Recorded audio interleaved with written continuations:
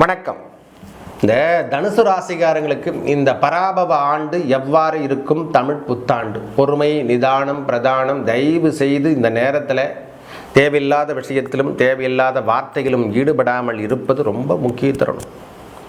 அடுத்தவருக்கு ஜாமீன் போடுறது, நான் போய் நிற்கிறேன், முன்னிருந்து செய்கிறேன், எல்லாத்துக்கும் நான் பார்த்துக்கிறேன் அப்படின்ற மாதிரி விஷயத்தில் தலையிடாமல் இருப்பது ரொம்ப நன்மையை தரும். இந்த சித்திரை பிறந்தப்பவே நம்மளுக்கு தாக்கம் எல்லாம் கொடுக்க ஆரம்பிக்கும். ஒன் பை ஒன் தாக்கம் என்பது அதிகரித்து கொண்டே இருக்கும். பொறுமை, நிதானத்தை கடைபிடிங்க. தேவையில்லாத விஷயத்தில் ஈடுபடாதீங்க. இந்த பம்பு வழக்கு, நான் போகிறேன், நான் பார்த்துக்கிறேன் அப்படின்ற பேச்சை முதல்ல தூக்கி போட்டு இருக்கிற வேலையை மட்டும் பாருங்கய்யா.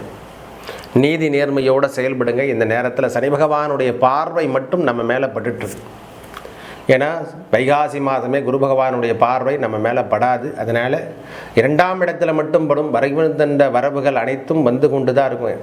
விரயம் சார்ந்த விஷயமும் தேடி வரும். குடும்பத்தில் எனக்கு ஒற்றுமை இல்லை, வீடு வண்டி வாகனம் இல்லை, கிடைக்கல அப்படின்னு சொன்னவங்களுக்கெல்லாம் ஒரு வாய்ப்பு நல்கும்.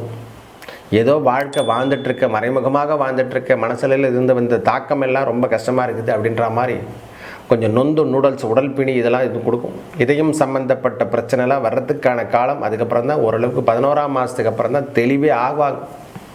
ஐப்பசி மாதத்து வரைக்கும் கொஞ்சம் பொறுமையை கடைபிடிங்க.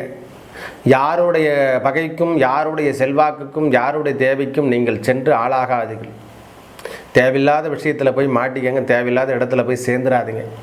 அதனால் இந்த நாம் இருக்கின்ற உழைப்பு கேட்டால் போல் ஊதியத்தை சம்பாதிங்க.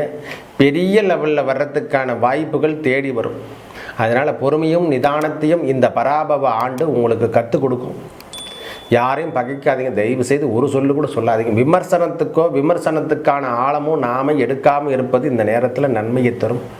இந்த பராபவ ஆண்டு பொறுமை, நிதானம், பிரதானம் என்பதை நாம் கடைபிடிக்க வேண்டும்.